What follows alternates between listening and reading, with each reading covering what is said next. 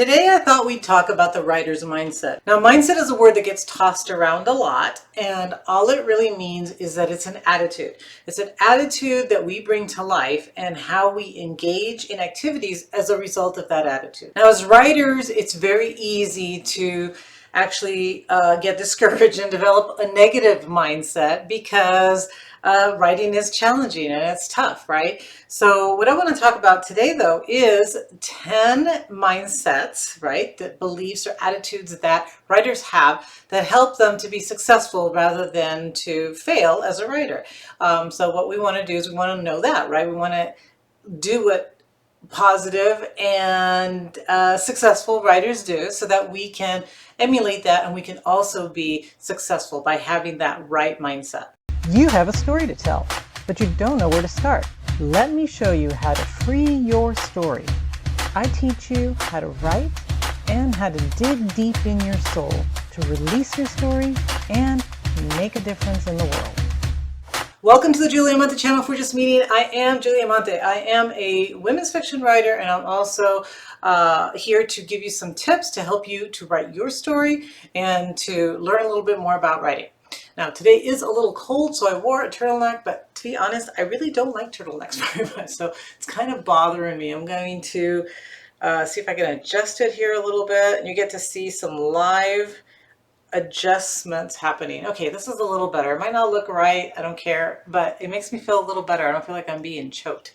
Okay, so the first thing that we're going to talk about is that successful writers have a mindset of not giving up. So in the face of rejection, of being difficult, of spending hours writing and then finally trying to sell their novels and being rejected multiple times, they still did not give up. We have tons of examples of writers that went through this, right? We have George Orwell, very famous, right? Wrote 1984, wrote Animal Farm, and then what? It was rejected many times.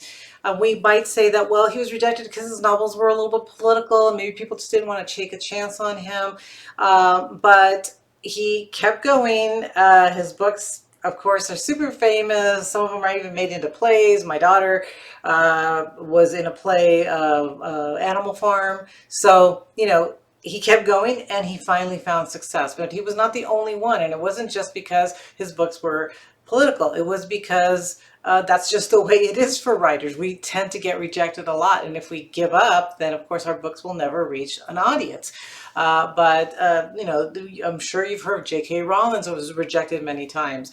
Robert Pirsig, who wrote The Art of Motorcycle Maintenance, and if you haven't read it, it's an older book, but it's really, really good. It's very deep and philosophical. He was rejected 121 times. Okay, that's a lot of times to hear no on a book, and you would think he finally would give up, and he didn't. So whether you are trying to publish traditionally, whether you will eventually just say, I'm going to self-publish, you don't only get rejected from publishers and editors, you get rejected from readers as well. So it's just something that's common.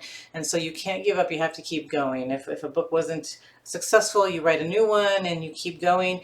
All successful writers do this. They just have a positive mindset, knowing that they're just never going to give up. They're just going to keep writing. And someday, someone will love their book. So successful writers get rejected, they get ignored, they get denied, and they keep going. Okay, so that's the first thing. They just keep going. Second thing is that most of these successful writers have a mindset that they're going to establish a morning routine or a daily routine.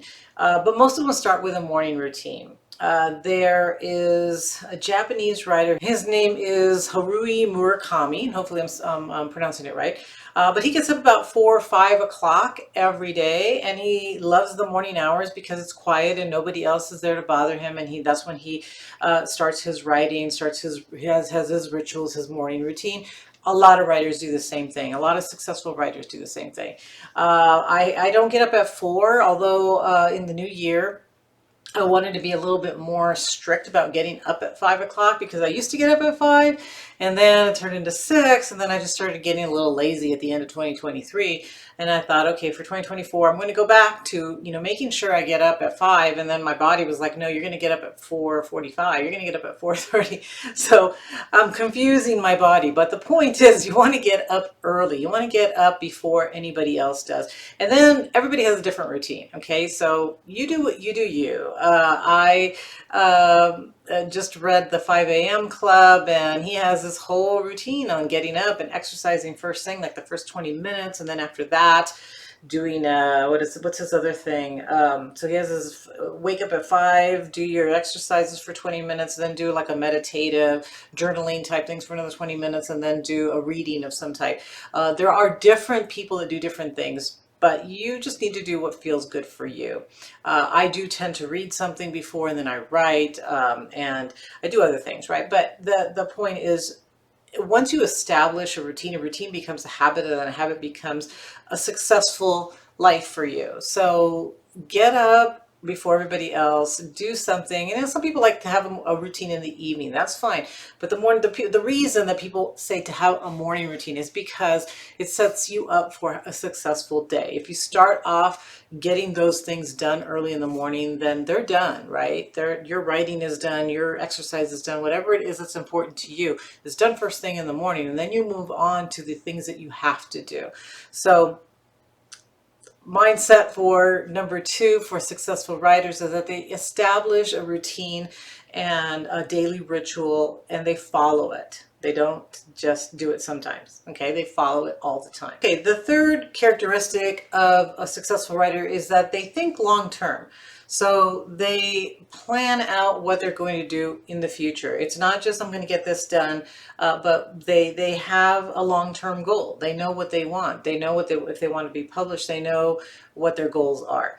And that's important for any kind of success, but especially for writing. Now, one of the, one writer that I'm very impressed with is Neil Gaiman. He has published so many different things. So novels and short stories and plays and all these different things. And to me, I have no idea if he knew ahead of time that that's what he wanted to do.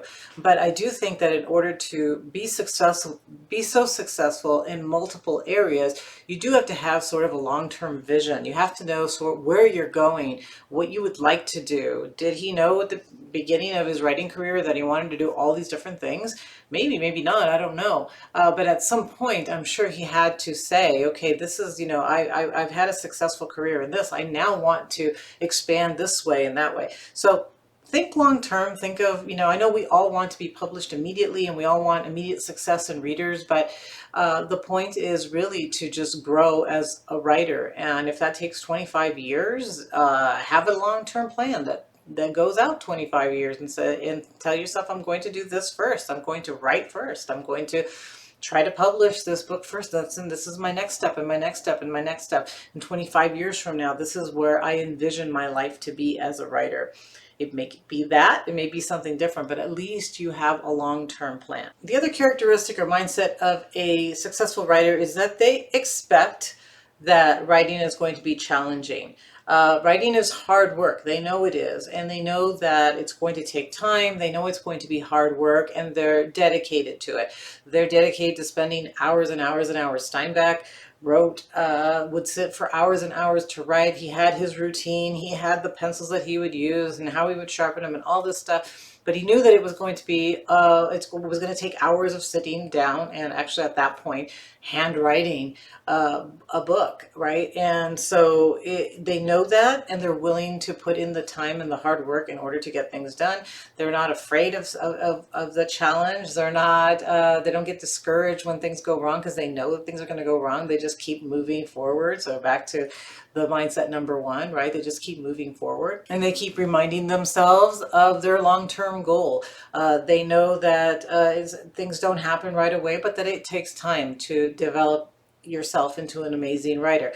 The writers that are remembered over time are the ones that didn't give up, that kept going, that knew that things were going to be challenging, that had difficult times, but then they just remembered their long-term vision and kept moving towards it. Also, writers who tend to succeed have a mindset that they don't talk negatively to themselves. We all do at times. We all think that this is the worst book I've ever written.